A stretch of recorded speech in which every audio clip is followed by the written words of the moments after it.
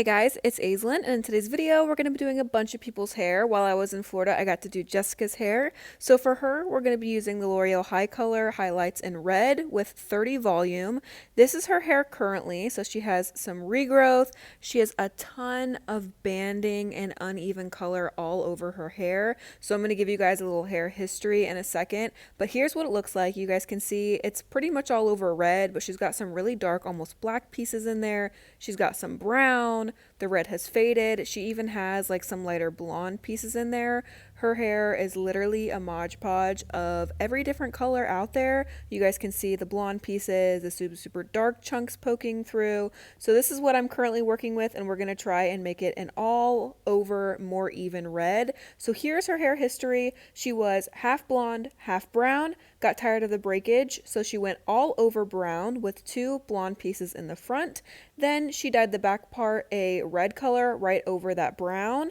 Then she went like really dark brown, almost black on top with some red pieces, and then it faded to a little bit of a lighter brown, not as dark, and then she dyed all of it red. So she did dye all of that red a couple times using the L'Oreal High Color, and it was super dark, and obviously it left a super uneven canvas. You can see the previous blonde and see the previous super dark brown in there. Like, it is just a complete whirlwind of different colors. So I'm starting off by going in with that L'Oreal High Color in 30 volume. I'm putting that all over her roots first because her ends have been pre-lightened and have had previous color on them.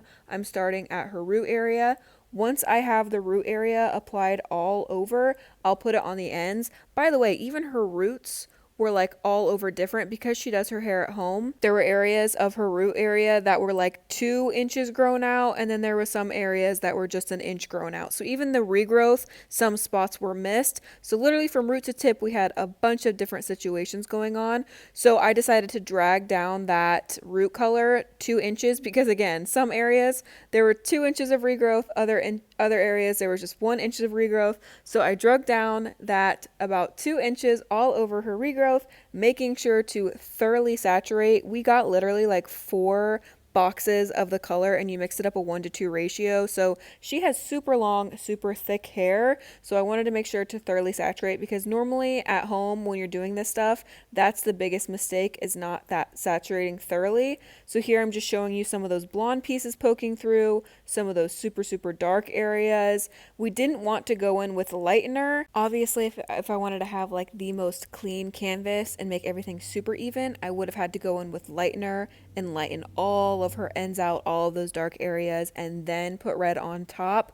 But Jessica is not the biggest fan of lightener just because of how much damage it has caused her hair in the past. Obviously, using lightener the correct way isn't going to cause more damage than using like a permanent color or anything like that. You can have healthy hair while using lightener, but in the past, she has been burnt by the bleach, so she's pretty against using lightener on her ends, which I totally understand. So I wanted to go in with the best method I knew to get an even canvas with creating minimal damage. So the L'Oreal High Colors was the perfect solution for that. Using the 30 volume is not only going to lift her roots, but glazing that over those areas that are dark, it's going to bump up that darker brown a little bit more and make it more red toned. Obviously, it's not going to be super even all over, but it is going to be way more even than it was previously. This is a great solution just to even things out a little bit more. Obviously, it's not going to be perfect. Originally, I was hoping that I would just have to use the high lift red on those areas that were dark. I was going to go through all of her hair and like weave out all the dark sections and put the L'Oreal High Color on the dark sections.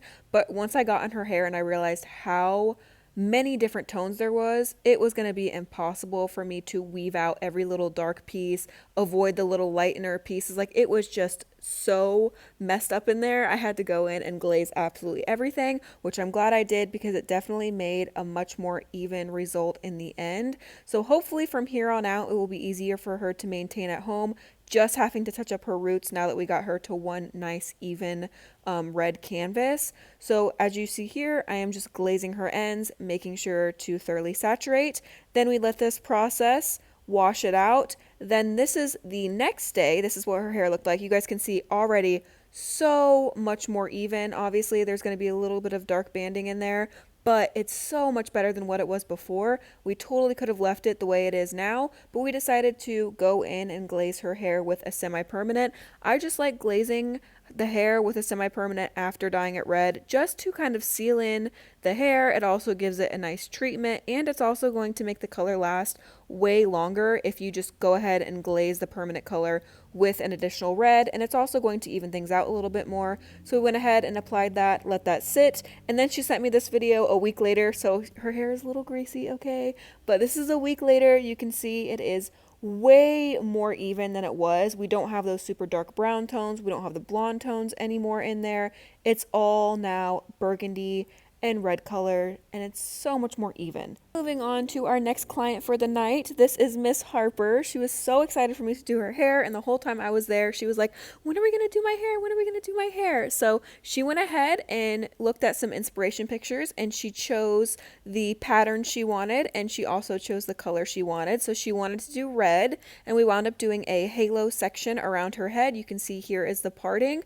It's a little difficult to do children's hair because obviously you don't want to lighten it. You can, but obviously her mom did not want to lighten her hair beforehand. So choosing a color that's dark enough to show up on her hair was super important. Also, as kids' hair is growing out, it's going to be super uneven until they get a little bit older. So I wanted to make sure to take enough hair where you could see the color. So here's what her hair turned out like. It looked so cute, and she got so many compliments, and she was so excited, you guys. She was like prancing up and down the hallway looking at herself in the mirror, and she was just so excited to have some color in her hair. And I know every time I see her, she's going to be like, can we do my hair a different color? So it was really exciting, and she absolutely loved the results. It also turned out really beautiful. She has that light brown, dark, like dirty blonde hair, so a lot of colors are able to show up on her hair without having to bleach it. So that is how Harper's hair turned out. Moving on to the last client, which is Deb. This is Tara's wife. Tara is my other rainbow haired bestie. She's like 6 feet tall. We're both tall, rainbow headed queens.